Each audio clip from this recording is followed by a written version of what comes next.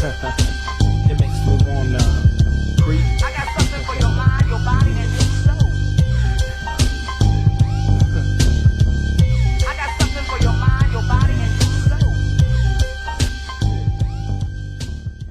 The Vision Board Podcast, hosted by Johnny Stofko and... What's up, guys? Welcome back. Episode 13 of the Vision Board Podcast. I'm Tristan Cannell, welcoming my co-host, Johnny Stofko. What's up, guys? Lucky number 13. Definitely. That's my birthday, man. That was my football number. Was it? Yeah, I wore that as my high school football number. I wear 13 everywhere. Yeah, man. It's a lucky number for me. Yeah, Dan Marino, number 13. One of the best. Greatest of all quarterbacks to time. never win a Super Bowl. Awesome. How's your week, man? Good. Getting ready to... What are we? It's currently midweek for me. Yeah. And just creating momentum. Absolutely, man. Yeah. Tell you what I found out this morning. Actually, I got some stats. I just want to thank everyone for downloading and subscribing. Yep. So if you haven't done so yet, subscribe and give us a quick review via iTunes, Stitcher, or SoundCloud. But some of the stats I got this morning, we've got fans in two obvious places, Australia and United States. But some of the other countries I found out today, New Zealand, big shout out to New Zealand people, Canada, the UK, Germany, Indonesia, and Italy. Yeah, you know what I saw? I was checking a little piggyback on those stats. Russia is a big listener too. I was checking our individual website stats, and in the Russia public, the fans have gone up. Basically, went from nothing to a huge astronomical number. Awesome. Welcome to the Russians. Yeah. Hello. I wish I could speak Russian, but I can't. Today, guys, we've got a special guest. He was actually a mentor of mine for about 3 years. He actually coached me for 3 years, so I'm quite excited to have him on. He's a wealth of knowledge. He has master's degrees. He's got a lot of experience in strength and conditioning. So we've got Graeme Morris on. He's the strength and conditioning head of strength and conditioning coach for the Newtown Jets, which is a feeder club for the NRL club Cronulla Sharks. So it's one of these episodes, just like with Dane, it's just going to be a wealth of knowledge today, and him sharing his own personal experience and obviously his really well-credentialed education. Yeah, I enjoy these specific podcasts because we actually have Graeme in studio with us, unlike our international guests where we do it via Skype or Facebook Messenger or phone.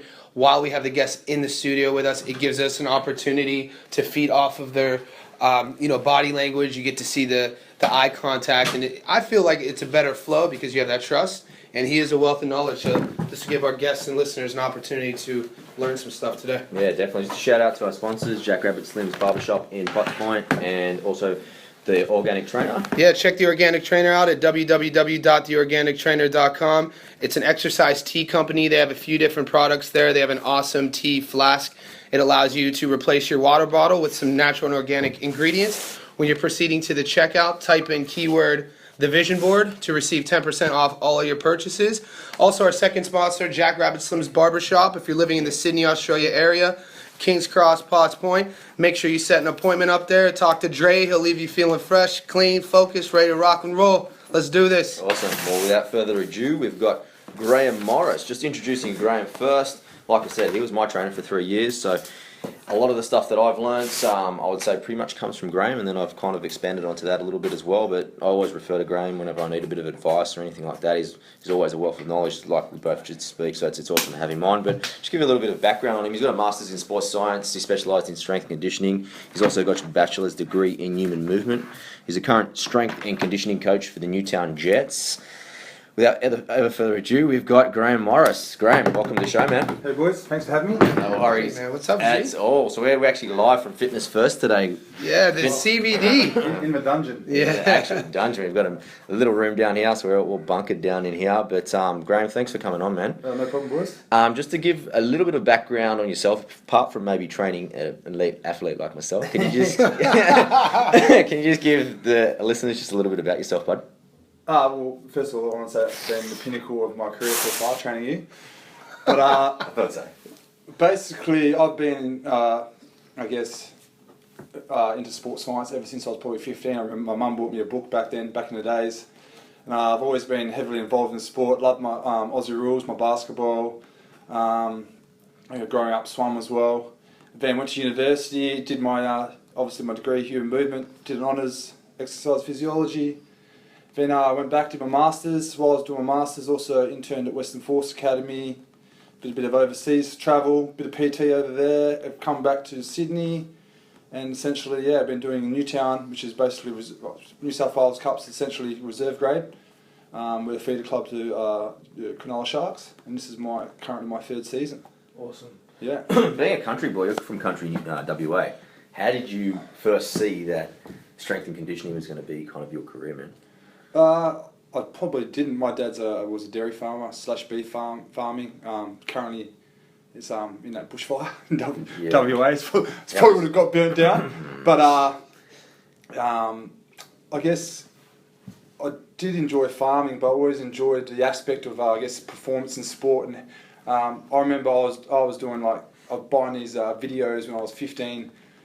How to increase your vertical jump, and I got my dad to build some boxes, and I was 6:30 in the morning. I was jumping off boxes and shit, trying to increase my vertical so I could try and dunk.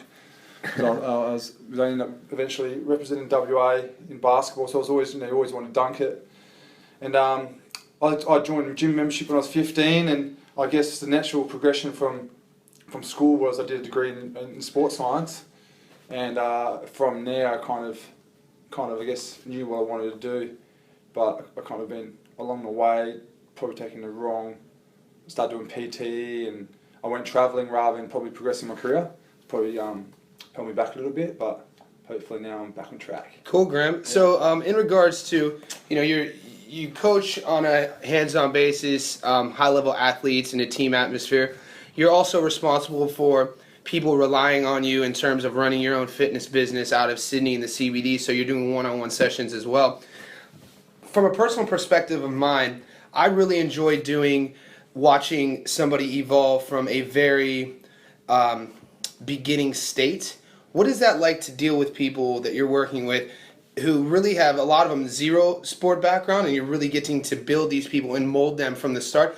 And then also on this other hand, this other pendulum of having this person who's already developed and now your responsibility changes a little bit. Talk a little bit about the difference in how you're able to compartmentalize the person at the commercial health club and then this athlete who's basically competing with the best athletes in the world at his field.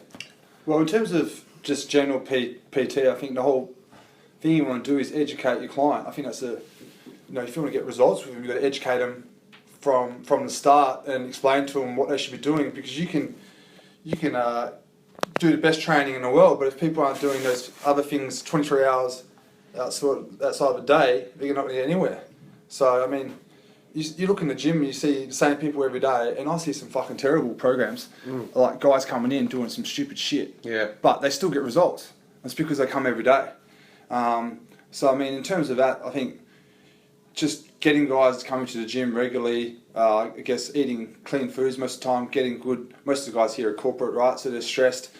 Just developing good sleeping habits, nutritional habits, and then just getting in the gym and actually getting them to follow a program and, I guess, be smart with what they do.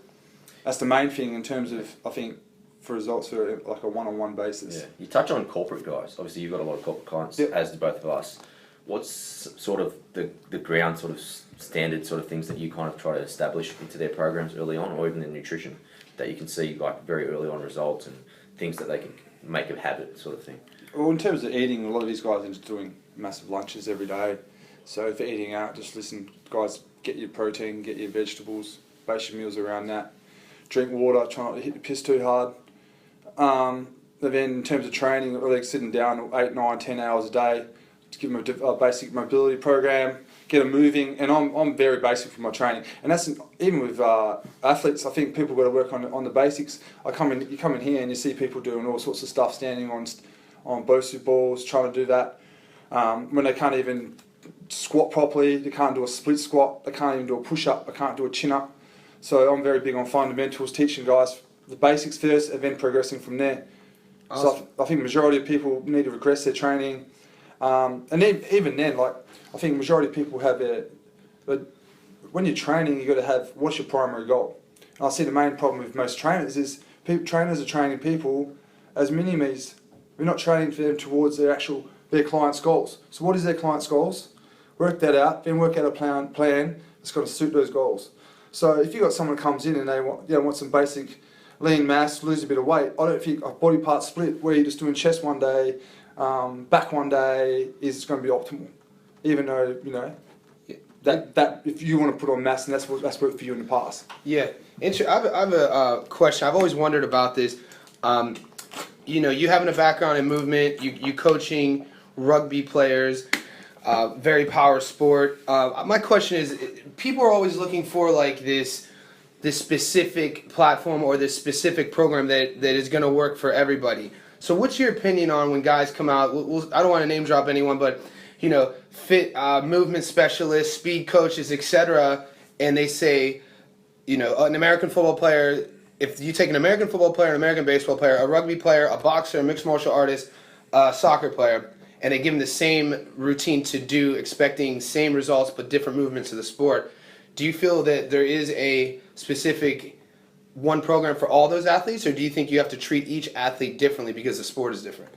Well, to begin with, when you first start out, any kind of general basic program is going to improve your other qualities. So to begin with, you could just squat, bench, row, all those basic things. You get stronger, and that's going to make all your other abilities, they're going to improve all those other abilities. But the more you improve, then you have to get more specific. And don't forget, there's individualisation. So, as you improve, depending on the sport, they're going to work different strength qualities, they're going to work different movements. So you're going to probably still have your general movements to reduce injuries, but then you're going to have more specific exercises that are going to give you transfer. So if you look at, say, sprinting, if you look at force velocity curve like most sports, at the top you have max strength, then you have strength speed, then you have power, and you're coming down to a faster velocities, then you've got strength speed, then you have speed.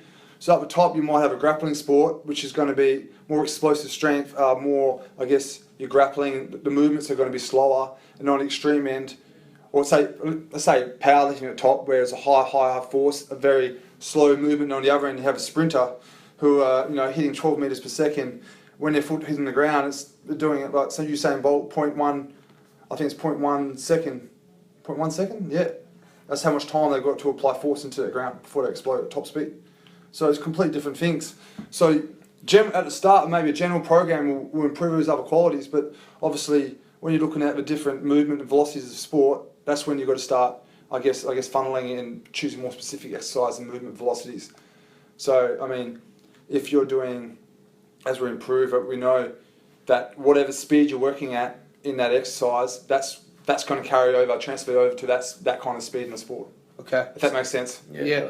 Yeah. So say you have a guy for the Jets, Newtown Jets, and maybe you do have one, maybe you want to name drop, but you see this kid, he's young, maybe late teens, early 20s, and you see potential in him to take it to the next level and be a star at the highest elite level, but maybe he needs to work on his footwork, or maybe he needs to work on his speed. Would you then take this kid, and tell him to go train in a different, totally style of sports, maybe, to help increase a skill set he's lacking that it maybe will appear on the field? Not really, because if you look at something like rugby league, you got so many different elements. So you got your aerobic base, you got lactic stuff there, you got power, you got strength. Depending on your position, you got to be big to absorb contacts, and not only all of these things, you got to recover. So perhaps if you look at American football, as you know, Johnny, in the off season, guys do track a lot of the time. So man, that might die on well, but American football season's a lot shorter. A rugby league season, we had pre-season start in start of November. For all the Americans listening out there, a lot of my friends, family, thank you for listening. But Graeme, how long is a rugby season in comparison? About 22 games. About 24. 24 rounds. Yeah, so we start pre-season November. So it's a winter competition for those. Yeah, we had 2-week break over Christmas. First trial game is in 1 month, 6th of February. And then, depending on finals September, and then you could finish October. Some guys goes all the way to October. Yeah, man. And then in season, it's all about recovery. It's completely different to pre-season. In season, guys are getting bashed. Yeah. And then you're just trying to, your weight sessions. You're just hanging on. Your weight seasons are dropping to two full body sessions a week. When you say recovery, then what do you tell your guys in the off season? Do you specialize? Do you promote any specific recovery method in off season? Yeah. I want my guys to get proper sleep. I think sleep's the most important recovery method out there. Yeah. Get your quality sleep, uninterrupted sleep, get your rooms dark, eat properly, yeah? But pre-season, I don't really want my guys doing a whole heap of recovery, because when you're training something, you're stressing the body. You want it to adapt to it, okay? So you want a natural, I think, recovery to get those adaptations. In season is different, because you're getting bashed up. So maybe in season, maybe like some pool recovery, getting that gravity off your body. So low impact. Low impact stuff, might be getting on a bike the next day. But the other thing is, I think with recovery, it depends on how the body perceives the recovery. Now, I know you like, for example, you like floating, right? Yep. You love it. Sensory deprivation, guys, floating. Well, I've never tried it, but Yeah. if someone's claustrophobic and you chuck them in a floating tank, do you think they're going to find that nice on their body? Well, here's the piggyback on something you opened with. You said that you like educating your clients commercially about the right ways to do things. So I get that a lot when I tell my clients and my friends to get in the flow tank and they say they're claustrophobic. So I did some research, did your Google, reached out to a couple people, and less than 5% of the world's population is claustrophobic. Yeah. So it's one of those things that we attach ourselves to. Somebody told me I was this, so I believe it. Yeah. So I could get past that. I Okay, have a you rebuttal can. for that. Yeah. But if But I'll you're 6'4", so if those who don't see Graeme, he's a huge dude. He's like 6'4". Let's flip that then. Okay. He probably wouldn't fit in a tank. Okay. So, I know some guys, we have ice baths post game. Yep. Now I know some guys love ice baths, other guys hate it. Okay. I'm not forcing a guy that hates ice bath because he's not enjoying that. Okay. So to me, he's not going to recover from that. Okay. He's not Psychologically, it's Yeah, psychologically that's a it's good stressing point. him out. He's not enjoying it. Yeah. So in terms of, I think you should choose something that, if you like massage, get a massage. Something that your body perceives as useful. Yep. You're just going to give you a recovery effect. I Awesome. believe. How many days after a game? So usually you guys play on Saturday or Sunday. How Jim, I'm quite lucky. If you're at first grade, this is when people get screwed up. They might have a game Friday one week, and then Sunday the next. Sunday, then have a short turnaround. So make that for them. That'd be a nightmare trying to get it in. But for us, we're generally Saturday. Yeah. Most of the time, we have the odd Sunday game. But so it makes it quite easy for me to plan. But in terms of When would you let them touch weights again? A Tuesday or? Oh, we do Monday. Monday again. yeah, Yep. I mean it'd be either Monday, Tuesday, Yep. or choose Monday. So in season, I do. I actually follow Dan Baker's in season strength program, and he was at, I think, the Broncos. Is that the strength sensei? No. That's Charles Poliquin. He's the president of Australian Strength and Dan Conditioning Baker. Association. Okay. He was at Broncos 14 years. Very intelligent guy. I actually follow his 6-week wave light in-season program. Basically, it's waves, strength, power, hypertrophy into the programming. So you might be working strength for a few weeks, and then the following few weeks you're working hypertrophy or something like that to that effect, and that kind of waves it. So on the Tuesday or Monday we'd be doing a heavy full body day, and then the Thursday would be kind of like a power type day. The weights would be a bit more submaximal. You tend to move very quick. And that kind of potentiates the neuromuscular system for the Saturday's game. Yep. So it's kind of you're firing them up. They could do more, but you don't want them to do more. So you're working those power and speed elements, and that should excite the nervous system, hopefully for game day. Okay. Sorry, one second. Just touching on Dan Baker for a sec. You talk about Dan Baker. Can you just tell some of the other guys that have been big influences on you? Yeah, I mean, going on. I Sorry. had a lot to do with Kia Wenham Flat, obviously, who was at Argentina. He just finished up their contract with them for the World Cup. So I met him a few years ago when Newtown was the feed club for Roosters. He was at the Roosters then. I've stayed in regular contact since then. We've developed a pretty good relationship. So he's really switched on guy. So I still a lot of his info. What's his name again? Kia Wenham Flat. Kia's going to be coming on as Yeah, well. Yeah. just so our listeners could hear. Yeah, so cool. Yeah, he's worked at London Wasps, which is rugby union. He's worked at Sydney Roosters. It just did the Argentinian national side. They obviously made it to quarterfinals. Semi-finals, yeah. losing to the Wallabies, but they were coming home strong. So Is he Aussie? No, he's he's Here? sorry, English. English. Yeah. Okay. What is there? Is there a connection? I wanted to ask you this a couple weeks ago when I saw you last, but in Australia, it seems we had, I think, a couple boxers on. I don't want to name, but I know Mundine was one of them as well. We haven't had him on yet, but he played rugby and then he boxed, and then Sonny Bill Williams played rugby and he boxed, and did Fennick play rugby too? Oh yeah. And then he boxed. Now, is that a cultural thing here in Australia to do, like kind of an ego expression, or is it a style of training that coexists with, hey, I'm a rugby guy, so I can move in the ring? Well, I think majority of them would all have done boxing throughout their life. So culturally in Australia, Mundine's I think dad. it's the brutality that you can swap. But So not only that, both those guys were doing those sports throughout their career. Yeah. Before that. For Mundine, it was a little bit different because his father was His dad was a boxer, yeah. Because you don't see that in It's just American influence. football players. You don't really see like a guy, and these guys were used to, from what you said, Mundine at one time was pretty high up there in rugby. Yeah, he was a So nice that's player. like watching Adrian Peterson get in the ring to box, but you don't see it in America. So I was wondering, so you would say that's more culturally, or does the sports training, the conditioning of the rugby sport, does it have a carryover Well, effect? I think that Aussies in particular, when we grow up, we play multiple sports. Yeah. And you guys like to fight too. Our parents, our You parents like to drink and fight, don't you? self-defense. We don't have guns. We don't shoot each other. We Yeah. fight. You hear that, boys? You hear that? Taking jabs at the American. I'm not having a jab. All good. Oh, Jesus. Yeah, I think, see, with the crossover sports, I think they make it very easy for a professional rugby league player to swap. See, because rugby league, they've got such a high profile, sometimes they make it easy for them just to go to boxing and have a fight and still make money. So I think it's more of a money thing sometimes. Yeah, 100%. As well. But also, I think the more sports you can play as a junior athlete, the better you're going to be later on in life in a specific sport. So you want to develop as many general abilities as once. Like, you don't want to be playing one sport as a kid. So if you're a parent and you're making a kid just play golf or just play tennis, there is outliers like maybe Tiger Woods or Sharapova or whatever. But on the whole, I think if you look at the NFL combined, out of the 44 or whatever, I think 95% of them play multiple sports. Yeah. So you learn different skills, like so many different skills. And It crossovers. and at that age of Life 16, too, 17, that's when you specialise and you can put all your energy into that one sport.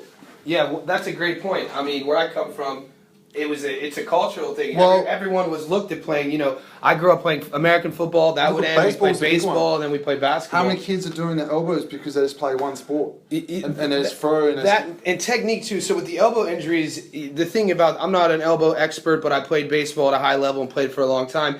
And it's basically changing angles. So you have a couple different pitches in terms of a curveball, a slider, a knuckleball, a fastball. And so as a young man, I had a pitching coach at 9 years old, 10 years old, etc., on and on.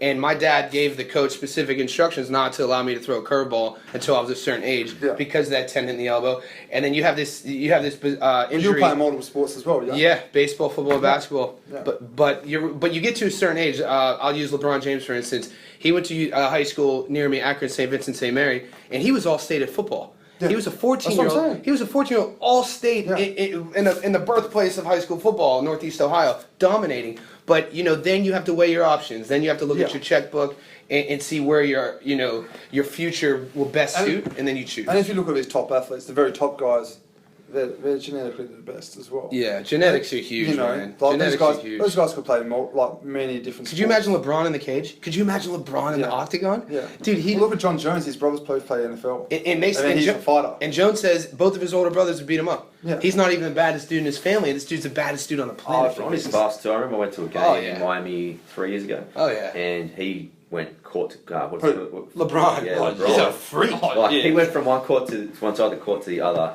in such a quick time. We call that And coast, he's- we call that and coast to he's coast. Guys are hanging off him all game. Yeah. Just double 6'8", grabbing him. man. Oh, that's another thing, man. The rules. This guy gets fouled. I don't want to go too far into the NBA, but because he's that evolved, because he's that big genetic freak, the rules seem to change around this guy. They don't give him the calls. The defender gets away with murder because the ref looks at it. He could put up with it. Yeah, and we got to go for the Cavs. You see Cleveland? Yeah, because they're going to be playing Golden State. on Australia Day. They're going to play the Australian anthem. Because we got Dellavedova. Well, and Australian. Dellavedova and Kyrie was born in Australia. So you talk to some people and they claim Kyrie is an Aussie. It's all about Ben Simmons now, man. Yeah, Ben. But there's a couple other Aussies too, though. Hey? Have you seen Ben play? Yeah. No, dude. No, there's a good pipeline. You got Patty Mills, Aboriginal, won a world championship with the Spurs. Played at St. Mary's. Now St. Mary's produced Patty Mills and Dellavedova went there. Yeah, man. Andrew Bogut just won the title with Bogut? Golden State. Yeah, dude, the Aussie pipeline. You got another one at San Antonio as well. Who's the young kid? Exum. Dante Exum. Exum. I think he did his knee, yeah. Did he? Yeah, he's playing for Utah. Yeah, but that's the one thing when I moved here 2 years ago that really impressed me was, my ignorance about Australia was sunshine, sharks, and crocodiles. But I was unaware how well versed, especially the guys I hang around with, are on multiple sports. Not only like football, baseball, basketball, but Curly over there knows about the swimmers, knows about the pole vaulters and track. That's how it's pretty. it's our It's culture, we just a watch huge sport, sports man. culture Yeah, here in yeah. Australia, which I think it really takes somebody to get here to understand that. Yes, massive. Yeah, actually, Tate Fletcher's podcast I listened to yesterday, they actually made some really good points about team sports, individual sports, and even... Plug. Hey, Tate's coming on pretty soon. Yeah. But also even learning a music instrument, like the actual skills you develop to push onto everyday life, like learning how to be an individual, work with a team, to actually buckle down and try to do something that you might not be too good at. You know what I mean? All those little skills. It takes a lot of patience with instruments. It takes a lot of discipline. That's an interesting point because I was never taught how to play an instrument. I was always given like a baseball, basketball, football. But those things come to an end. There's going to come a point in every athlete's career where you can't play anymore. But if you give a kid a piano, if you get a kid a guitar or a violin, no one can take that from them. I think that's a very important skill set to put on to young people and kind of find a mix of balance of the discipline and the camaraderie between team sports and also the skill set of being well-rounded with an instrument. I think that's probably a good idea that if I had kids I would definitely do. Because when you don't make sport, you can go on Australia's Got Talent. Yeah, man. You'll be my bodyguard. I can sing. We can do an acapella right now. You want to drop a beat, boy? We all you, man. Graeme, you also mentioned before Kia, and also you had a couple of weeks involvement with the Argentina rugby team in Sydney. Their World Cup camp. Yeah, can you just give us a little bit of a rundown on what you did there, and maybe a few guys that maybe just impressed you a little bit? In terms of that whole camp, it was just amazing being in a high performance environment and just watching how everything flows. The main thing that really, really impressed me was just like I had professionalism of the team. The guys that there had they were just switched on. They had no complaints. They wanted to be there. Keep going. Sorry, the lights just come off. Dungeon. They all want to be there, and they go in, they warm themselves up, they're ready to go, they're just switched on. If you look at some other sports, guys are like, oh, what are we doing today? We're conditioning, we're doing this. These guys just go in there and they're ready to switch on, they're ready to go. Kia gave me a lot of opportunity to coach here, which was pretty cool. But the main thing I got out of it was just about how everything was put together. And I learned a lot of stuff, like in terms of, he's very big into like movement efficiency. So teaching guys how to top end speed mechanics, acceleration, how to cross over, how to shuffle. And I've utilised a lot of that stuff in terms of my own training, which I think really, really helps. So that's the main thing I got out of it. But I mean, the whole team did amazing, and like they're actually joining the Super Rugby season this year as the Jaguars. Yeah, that's right. And Is that out of Buenos Aires? Is that where they? Yeah. So they've got 3/4 of the Los Pumas side, so they could win it. They could win the Super Rugby title. Especially at home, you would think they'll win a fair bit of home. Oh mate, games. they're stacked. The whole squad is stacked. Yeah. So I mean, a lot of their players have been playing in France in the French leagues. Yeah. A lot of them are moving back, and did any one player just stand out? Oh mate, the problem is, mate, attention? their names are so hard to pronounce. Yeah. they're all one and so say that one. Yeah. Well, so many there are of them no got the same name. generalizations on the Vision Board podcast. We speak from straight. So, Graeme, I was actually wondering. So, one of my favorite football teams. I know that the head coach has been known to take the guys when they're in their off-season conditioning. This is American football, by the way, to like ballet classes to work on balance and movement. And you see a lot of like a couple famous Hall of Fame running backs have been known to do that. Herschel Walker being one of them. Do you guys ever? Didn't he fight as well? After he retired, but he was doing ballet in season, and this guy was a savage. Season? No, I mean while he was active in the off season, while he was a current player. Yeah. And this guy was one of the best running backs of all time. Do you look at maybe cross training your guys on something like maybe a balance? Well, yeah. Out of season, you want to do general training. Would the Aussie rugby guy go to a ballet studio and do ballet? Probably not. No. But wrestling, you said wrestling. You're going to bring Jiu-jitsu maybe? Well, I mean, you want to do general movements that you're not doing that are not what you've been doing during the season. So you want to develop that overall body and reduce your chance of injuries. Keep you fit so when you're coming back, you're not a big slug.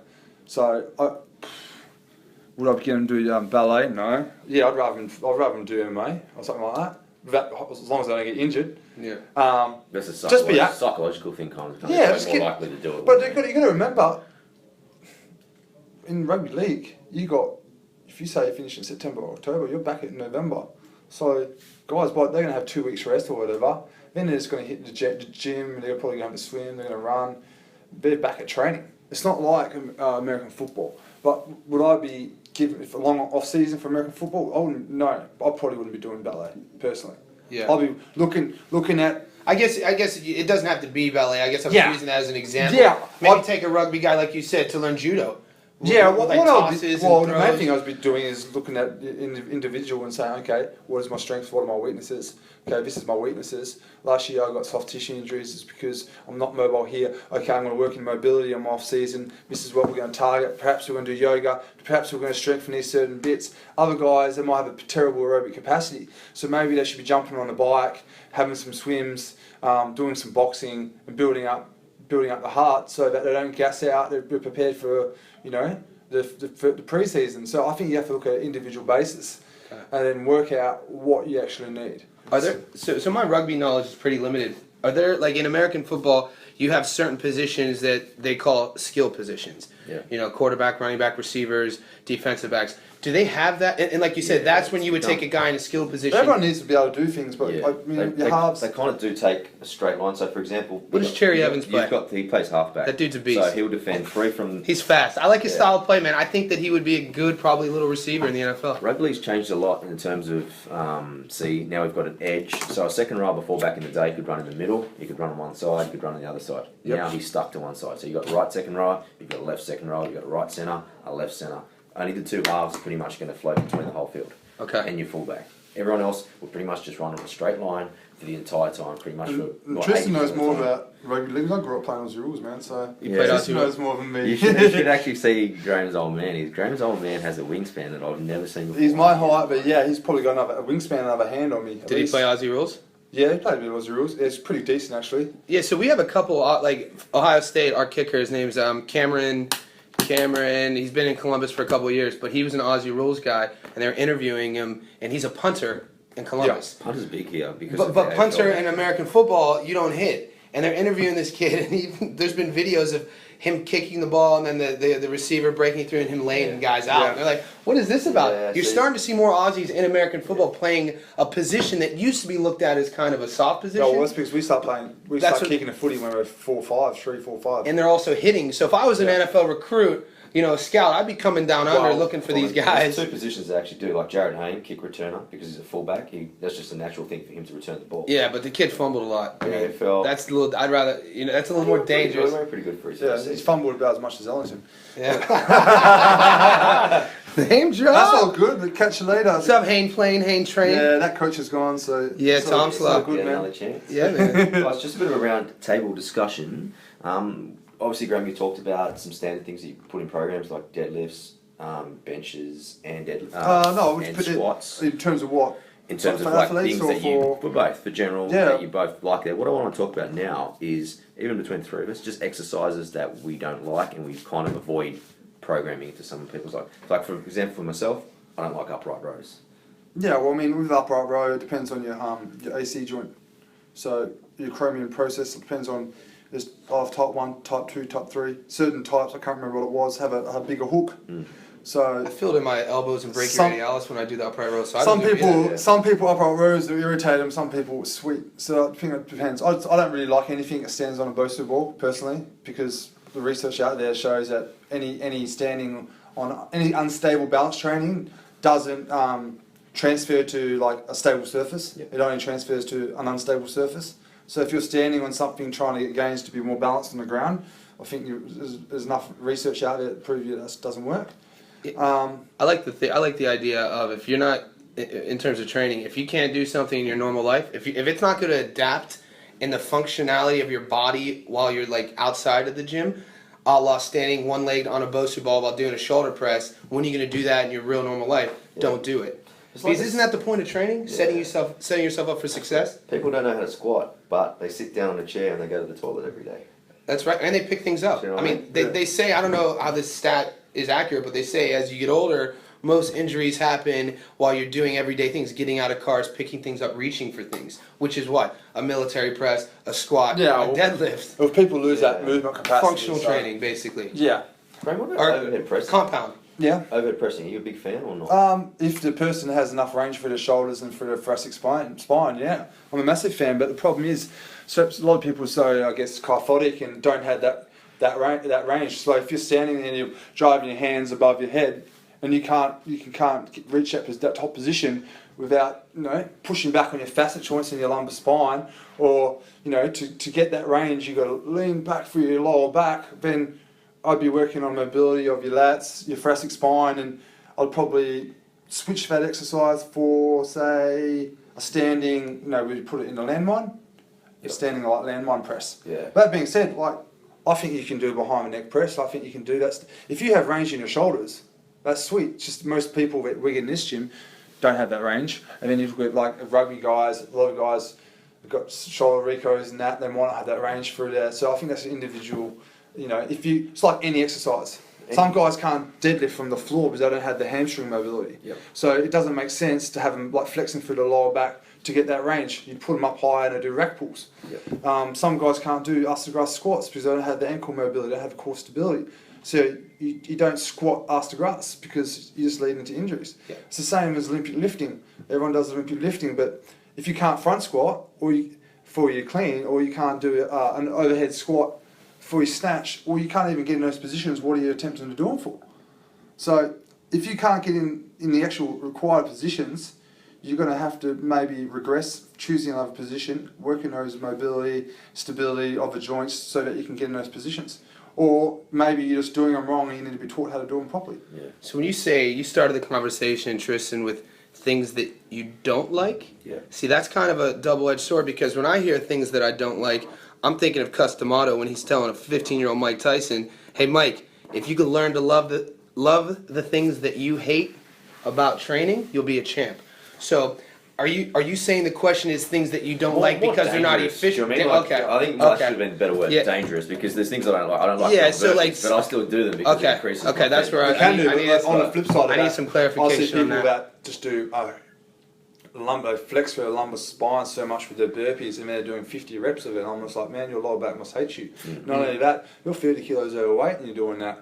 Like that's fucking you up. See, dumbbell curls are the one for me that I continuously watch people put in 20-25 minutes of their workout on dumbbell or basically any type of curl movement, which maybe I'm wrong, but I've read recent things that rowing is equally effective in the bicep. And then rather than standing vertical and doing this really basically unnatural movement of a bicep curl. Yeah, I mean, what's your opinion on that? Well, my opinion, I mean, if you've got all your other basics in there, you're not an outlier though. So you're if you're doing all your other basics right, and you have enough time to train your guns, train them. But the problem is, there's guys that come in twice a week, and then they start off with bicep curls, and you see them, they don't change. Never change. You're better off coming in, choosing your compound exercises, and that's just do anyone. If you're new, don't start with a bodybuilding split, okay? Start basic, maybe full body start, and over time progress to an upper lower split. And you might, if you have the time, a push pull leg split.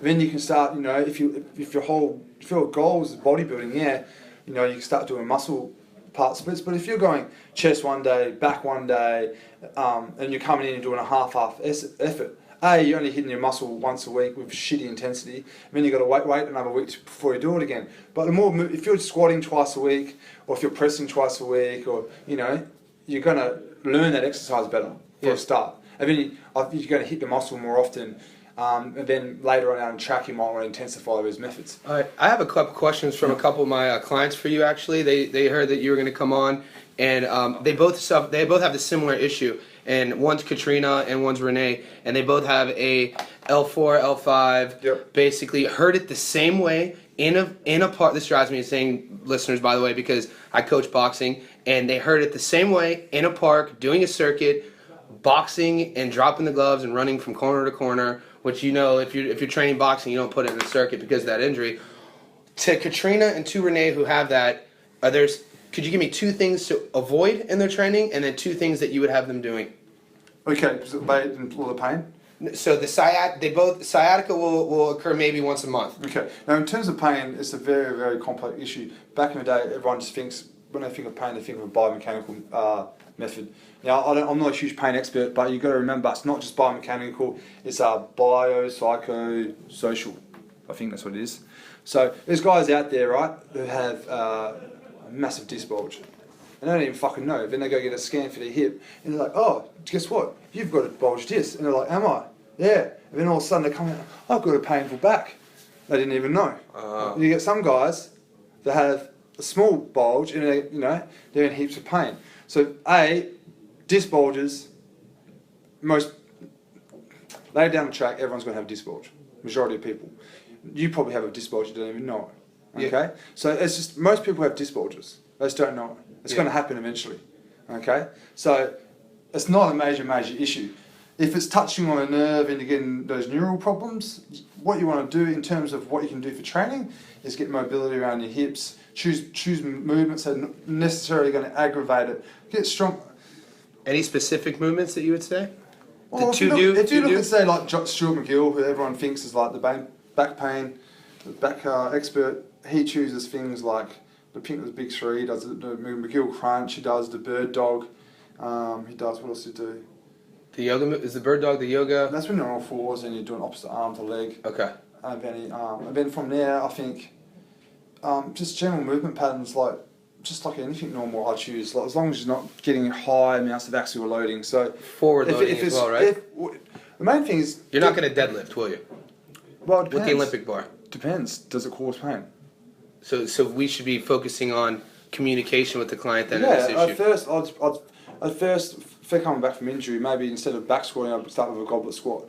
Instead of maybe a deadlift, I'd start with a single leg RDL. I'll be working that core. But you want to get them back to those movements, okay? You don't want to avoid them.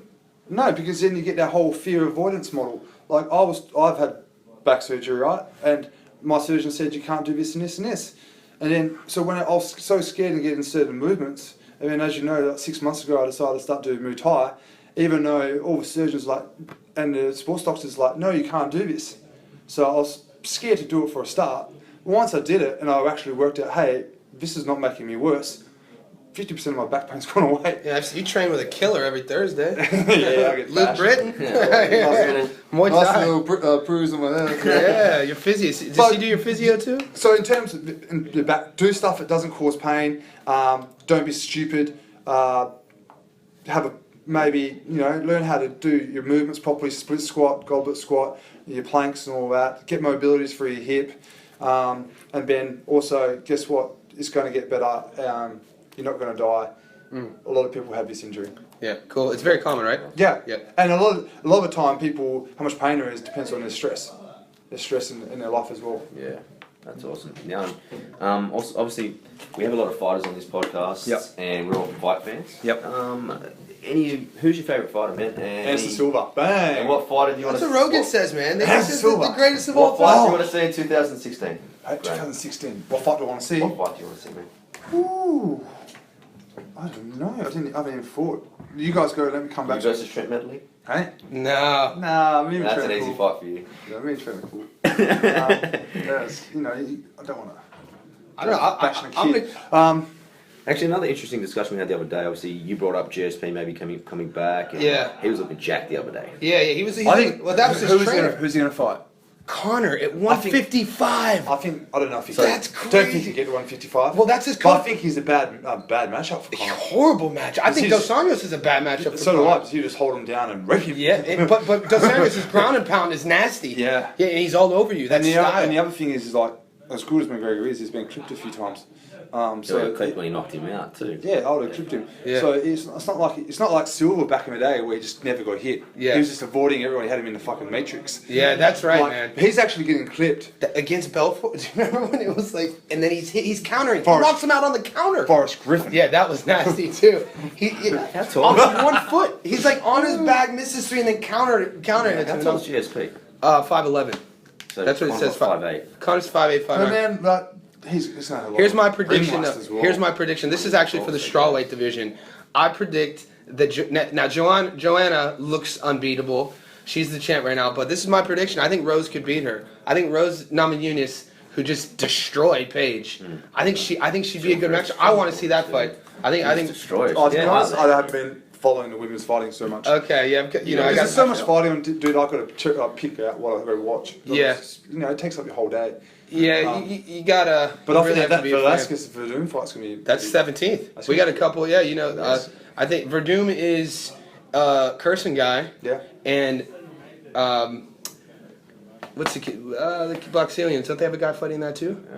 They do. Johnson. Is Johnson? Is Rumble fighting on that card? I don't know. I think No. Johnson's fighting. Yeah, it's a big card though. It's Dominic Cruz yeah. versus. He was talking some shit. That's gonna be good. Did you see that interview? Yeah, Dillashaw didn't know what to. Dillashaw was so uncomfortable. He looked very uncomfortable. He did. I think that's the evolution too of the sport. I think people are seeing how effective Conor has been, and from a fighter's perspective, this is what I heard. From a fighter's perspective, they're not impressed with Conor's skill set. That's because they're everyone are pro fighters. Yeah, but they all equally have that. What they're impressed with, and I think people are going to start doing more, is the selling of the skill set, the selling of the fight, the marketing that Conor is so successful. Poor Aldo to sleep in 4 seconds. Yeah, but I mean, So it's the yeah. mindset of that, you know, Aldo doesn't have to play his game. Aldo's not a guy that go in rushing like that. I don't think Dos Anjos will play his game at all.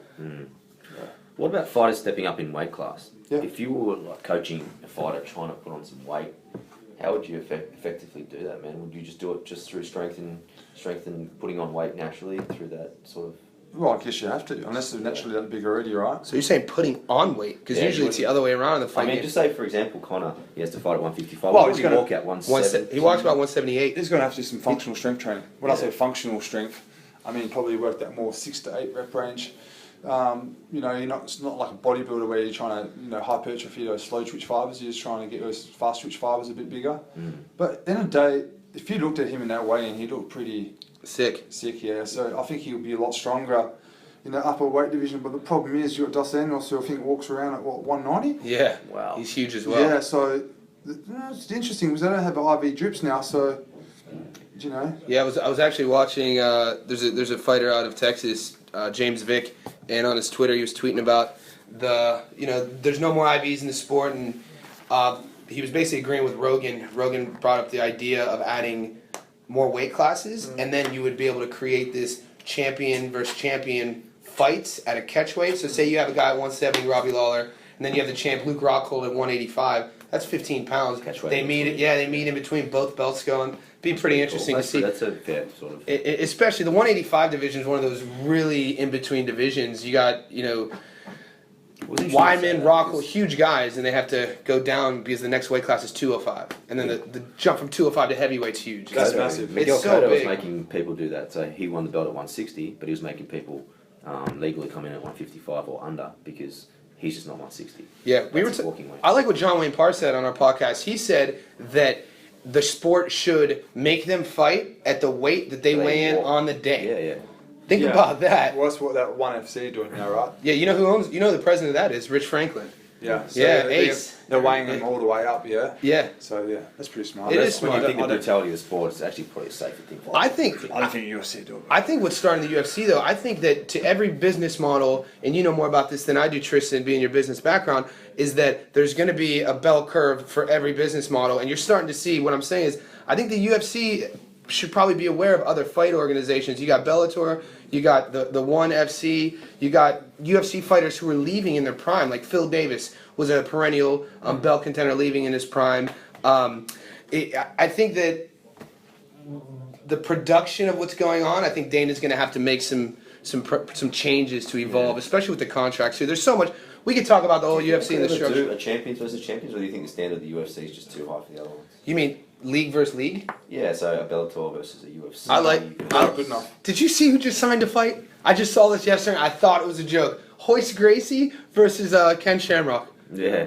Did you see that? Hoist is 98 years old. So Shamrock must be 82. Yeah, I couldn't believe it. I thought it was a joke. Yeah. It's crazy. It's like the Kimbo Slice Shamrock fight like 6 months ago. Did you see that? No. Nothing's worse than seeing a guy. Just hang him up, I boys. don't watch that. Yeah, dude. It was like the WWF. Jimmy, I know you don't like too many controversial things, but flexible dieting, man. What's your take on that? Man, I'm not really a nutrition guru, so it's probably not really my area of expertise. Good answer. But I don't really want to comment too much. But I think if you look at a diet, you want to get your nutrients in. As a priority. That's your priority. Yeah. Do you guys have your nutritionist on the team, or the high level? Like, are they giving them all the same thing to eat, or is each Maybe one like- different? They're all getting set plans what they should be doing. Yeah. But at the end of the day, you just got to educate guys what they should be taking, Yeah. right? But in terms of flexible dieting, I don't think telling people eat, fitting in like biscuits and shit into their diet's a really smart thing. Because I don't know about you, if I do that, I just go on a binge. Yeah, taste buds. I Nobody, just smash like nobody so ever much. talks about the taste buds. About I just smash it. Like, I because can't the stop. addiction and the impulse of what happens when you're away from like shitty foods, and then you eat them once, you start craving it. It really affects like I'm what putting you 4 crave. kilos over Christmas. Oh, dude! You should have saw. I went down to Kiama this weekend with Eleni, and we had.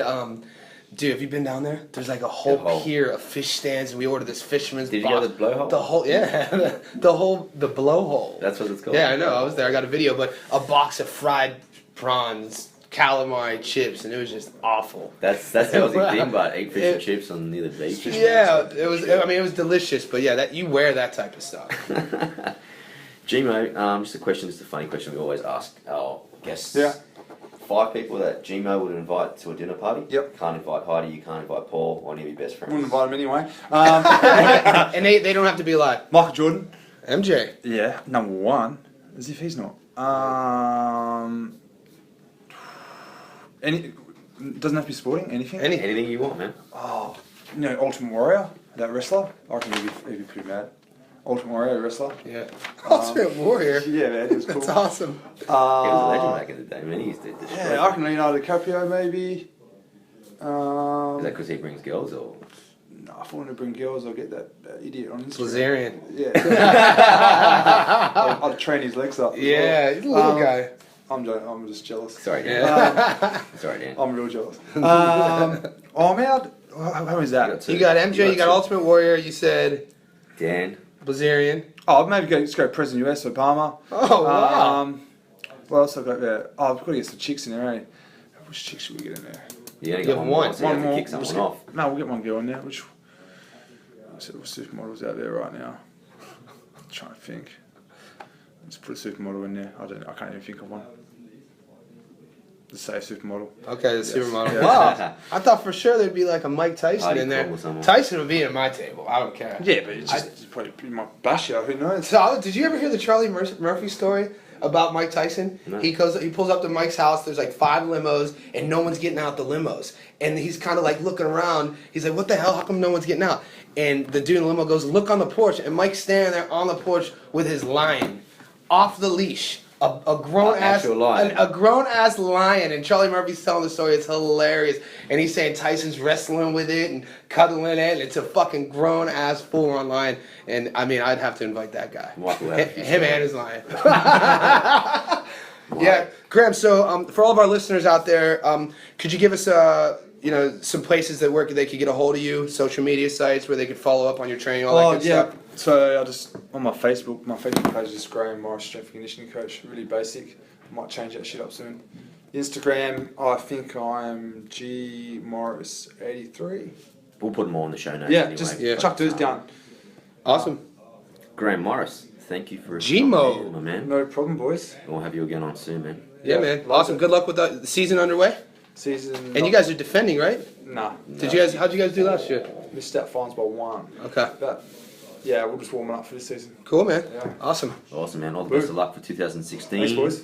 And we'll smash it again soon, Gmo. Yeah, man. All right, man. What we want to talk about a little bit more, a couple of pieces of writing that we've got on. Do you want to go first, Johnny? Yeah, man. So what I'm working on is I call it the active engine. Basically, it was just a piece that. Thanks a lot, buddy. Be good. Yeah, you can find it on. I'll post it on my website soon. It's basically just talking about what's worked for me, focusing on things that were holding me back in my past, in terms of my development, in terms of my personal development, my evolutionary growth, and just my willingness to want to, reach my full potential. So in that piece, the active engine, I talk about surrounding myself around a chosen circle of influence, not a positive one, but around people that I knew I can manipulate, and that's not necessarily a bad thing, but it's an awareness that I have because I struggled a lot in my, when I was younger, in my early 20s, with intent. So I think it's a little piece about that. It gives some motivation, some advice, what's worked for me to help me get to where I am right now. So It's a very honest piece, and I feel, it's probably one of the best things I've written so far. Cool. And where can the people find that on the website, man? Yeah, I'm going to post it on my blog in a couple days, www.therealfitcoach.com. Fantastic. And guys, you can also get a few ebooks from Johnny as well. So yeah. You can check out the ebooks, man. Yeah, so when you go to my website, therealfitcoach.com, there'll be a button. You just click on join, and you'll get set up on my email list, and then you'll be able to see my 2 ebooks. I did one. It's a morning ritual guide. It's things that I do every morning. I break it down in 5 simple steps, so I call it the 5 things you should do before you leave the house. Magic in the morning. Things like breathing techniques, setting intent, visualizing, being gracious for the day, etc. That'll get downloaded. You click on the box, sent right to your inbox. And then I also have a pretty a love for photography. So I took some of my favorite photography pieces over the last 10 years, and I drew inspiration from the photograph, and I talked about the emotion in that photo and attached a quote. So that's more of an inspirational book, and I call it the B book, B-E, inspiration through being. So if you're visual, if you like visual aid, if you like motivational quotes, you'll check that out on my website as well. Awesome, man. Check it out right now, guys. A couple of things I want to touch on. I put out a deadlift workout a couple of weeks ago, which I found was awesome. I actually got it from Adam Bornstein. Adam's going to come on the show in the next month or so. He's from Born Fitness. He used to be the editor down at Men's Health, and I think at Live Strong as well. So he's quite a credential. He's got a #1 bestseller on the New York Times as well. So Adam's awesome in the fitness industry. But what the actual deadlift workout is, if you want to give that a crack, it's one of those things where if you only got 30 minutes or so to train, it's awesome because it takes 20 minutes. So what you do is you warm up, do some light warm-up sets also. Select a weight that you can do for 8 to 10 reps. So for example, my 1 rep max on my deadlift is 160, so I set it at 100 kilos. So it has to be something that you can do at perfect form. So what you do, you set a timer for 20 minutes. We do 4 reps on the start of every minute. So for example, if it takes you 15 seconds to do those 4 reps, you've got 45 seconds rest, and then you get it onto it. Every minute we do another 4, and then you rest again until you're at that end of that minute, and then you go again. You smash it through until you get to 20 minutes. Let me tell you, in terms of strength development, conditioning, it was probably one of the best workouts I've done. So I think Varun was actually looking at me that day and going, what the hell are you doing? Yeah, that's up on your site? That is up on my site. That's on www.tristancannellfitness.com. My subscribers actually got it late last year. So if you do want exclusive content first, you have to join the newsletter, guys. And joining the newsletter, you get 3 ebooks. So get on there straight away. But just before we go, I actually wanted to chat with Johnny actually about, we do talk a lot about goals, and what I wrote about last year was actually ditching New Year's resolutions, because it's not that I don't believe in New Year's resolutions, it's just I think that you should have a goal. It shouldn't take January 1 for you to actually start deciding what you want to do. I totally agree with that. I put that mindset of New Year's resolutions in the same category as I'm on a diet, or like basically a mindset of somebody else's choices. New Year's resolutions are just saying that you did something wrong in the past. Tell yourself you didn't do anything wrong, you just haven't arrived yet. Yeah. You need to tell yourself that if somebody out there is doing the things that you want to do, you could do it. So resolution, no, I'd call it a revelation. My New Year's revelation is to take over. Yeah, that's just how I'm wired, though. What do you feel about? I like writing things down and making people aware that I want to do it. Yes, I think you know me. I have one right now. I have a pen in hand right now.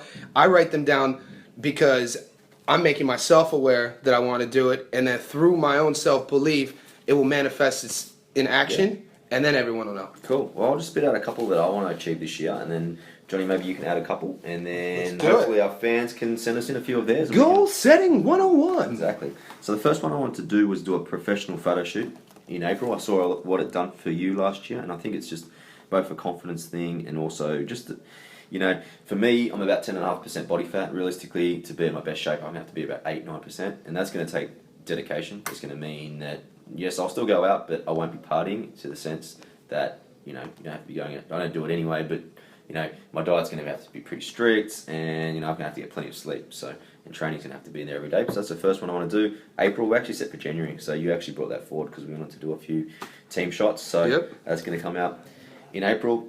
Guys, every week we're going to record a podcast. That's what I want to do. Yep. Every week it's going to happen. So I don't care. It's going to be #1 on the priority list.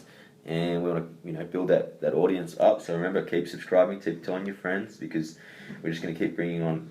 You've seen the guys that we brought on already. You got a wealth of knowledge from Graeme today. It's just going to be guys like that, different stories to tell with more education and information to tell. So Yeah, and as we do this more and more, it's becoming clearer and clearer to us and our listeners to what this podcast is meant for, and it's a platform for dynamic individuals.